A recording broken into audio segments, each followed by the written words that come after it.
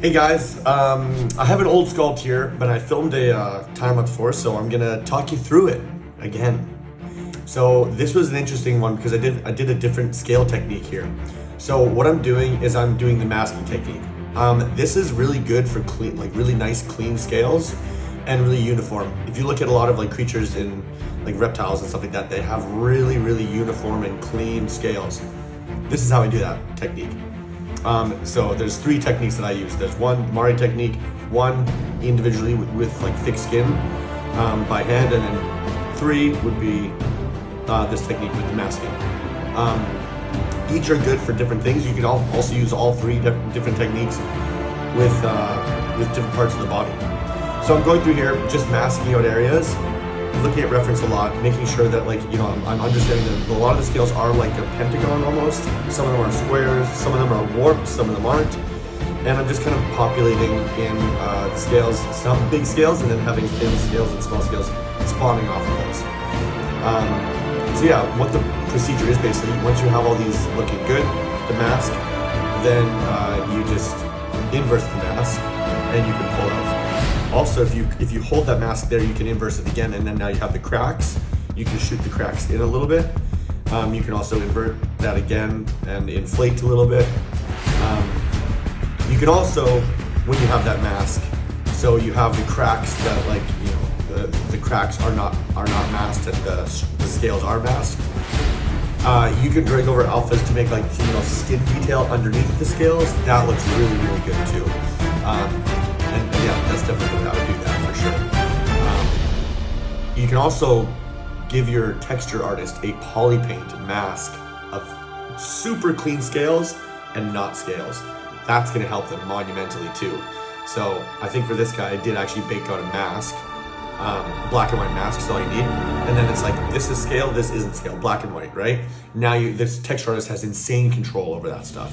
They don't have to fiddle around with like different type of masks and cavity maps and stuff like that aren't super amazing for this kind of stuff. They're good, but they're not perfect. It'll give you some artifacts and some things that aren't really in this. So yeah, I'm just really looking at reference here with other creatures that are alive today. The only drawback of this method is that your topology is really going to limit you on the resolution, basically. So mine is okay here. I wish I could get one more subdivision, and I almost could. I think I was at like 15 million, but it's fine. Honestly, for what it's worth, it's totally fine. If you give that texture artist a really nice mask as well, they can push that further. So this method is very good. Just remember, you keep that mask, save that mask, put it in black and white, poly paint, you bake those out right away, and then you cut off the races with getting your texture artist something that's going to be very usable. So yeah, just going through, really kind of focusing on following curves and flow. If you just really look at an iguana's skin or a crocodile or anything like that, just really look at them and look how much of like a puzzle it looks like. It's like they're so specific and they flow with the curves. It's more than you think. It looks sporadic to us, but when you really look at it longer, you'll really realize that it's not sporadic at all. It's super, super deliberate, and I think that's so cool. Yeah, they follow such an intricate pattern. Yeah, so I mean, I'm obviously having to make a lot of this stuff up because this creature doesn't exist. I'm not copying one-to-one. And I'm also taking the liberty to take this in different directions and be like, okay, I want this scale row to go here, and I feel like it looks good there, so I'll do that. You know, I don't have to tie my hands behind my back and do anything that I don't feel like is gonna be good. So yeah, honestly, just going through the masking takes a little bit of time, but it's worth it. And it's kind of fun to develop this like puzzle you're doing together, So yeah, getting the back of the head in there, bottom of the jaw. Want to get those nice big square scales holding out ridges. And then so the top of the lip, again, those nice big square scales holding out ridges. A lot of, like, look at iguanas. They have these big square scales along the lips, like their lips are really uniform, really deliberate. And then they spawn to the smaller scales. And the even bigger ones here. I'm referencing iguanas, I think, for this guy a lot. I think green iguanas are, I think red-eyed iguanas. or rhinoceros ones. They have really cool scale patterns. Check those guys out if you haven't seen them already. So yeah, these big ones and then little tiny ones kind of around those. Give it a cool look. And my resolution is holding up there, so I'm able to go small, which is great. For a character like this too, around the eye, I'm going to deliberately put more topology in there so I can do more detail in the eye. So I put more edge loops in there on purpose. So now I've inverted that mask and I'm pulling out now. Inflating out slightly. You want to go slightly with the inflating. Inflating is so easy to go too much because as soon as you start inflating a lot, you can start breaking your displacement map. If your displacement map is going to be trying to do something like this, where it's like kind of pillowing over itself, not going to be beneficial. It's not going to look good. That gets really tough. Your displacement map only works in a tangent, so it can't go side to side. So if it has to try to go side to side, it ends up with a big gap there. So keep that in mind. Be very, very, very cautious. I would do inflate on like 1 or 2 or 3 intensity.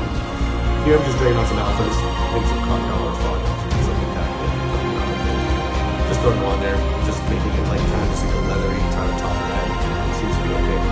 This is more of a speed sculpt than anything. This is not really production model. But I would use this technique, and I have in the past for dragons, the individual scale method, especially if it's like a snake dragon or scales that are really deliberate. I have done this method too, and I have actually extracted, so I would mask one at a time and extract it. And that's how you would make a snake, like a viper or something like that. Look at this scales on a viper. They're all very clearly individual overlapping scales. I have done that methodology before too.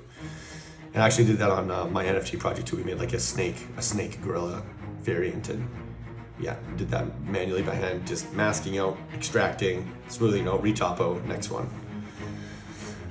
Focusing on where those creases are. Look at the bottom of alligators and crocodiles for that reference right there, right? They have those nice lines around there based on where the jaw moves and the way that the face kind of contorts, I guess. Those lines would be the same as the lines on our arms or our hand.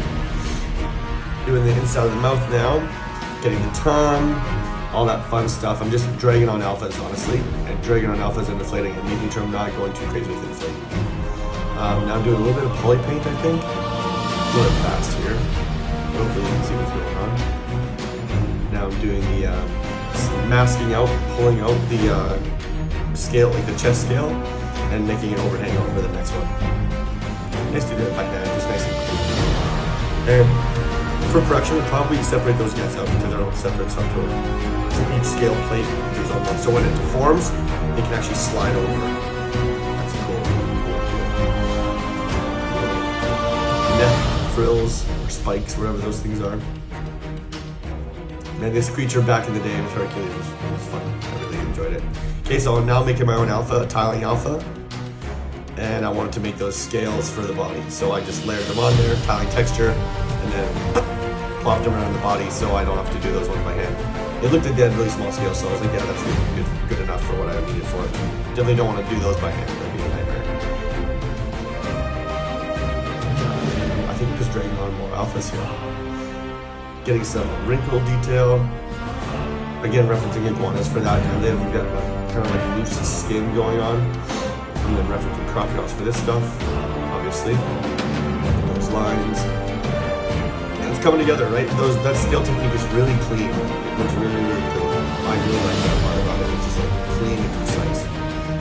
Now I'm using my dragon scale brush there, which is available for purchase online. I think it's $5 or something like that, maybe $4. That dragon scale brush is perfect for this technique because now you can go through. I didn't want it because the concept didn't have that. I did use it on the eyebrow though. So that dragon scale brush, you can just literally drag on scales. There's like 30 or 40 different types of scales. It'll just drag that scale on over all through. So yeah, that's good. Some point painting here, just clicking up some stuff. Again, this was more of just like a concept sculpt and a quick little like get together for the Hydra project I was working on. Sculpting, I made a little bone brush. It's just a bunch of straight lines that are kind of wavy, and then now I can just like kind of paint it over and give you some nice teeth textures.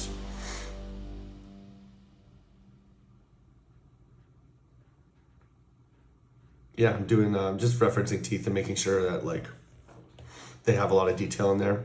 Some cracks and some horizontal lines, kind of maybe some plaque buildup. Poly paintings, getting some dirt on the inside of the teeth there where they touch the gums.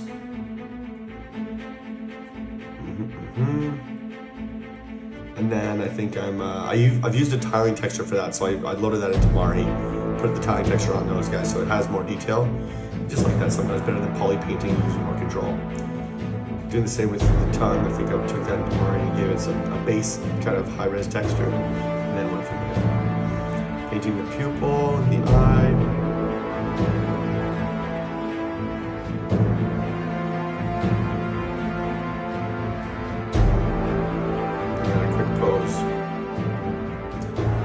Posed, I think 4 of them. I won't show you all the posing techniques, but this is just a transpose master.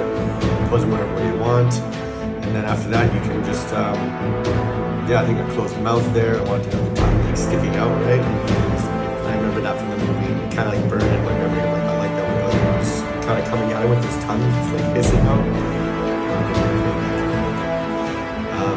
Yeah, and then a quick Photoshop pose. It's a Zbrush render, so it's nothing too special, but it's always fun just to get something real quick, you know.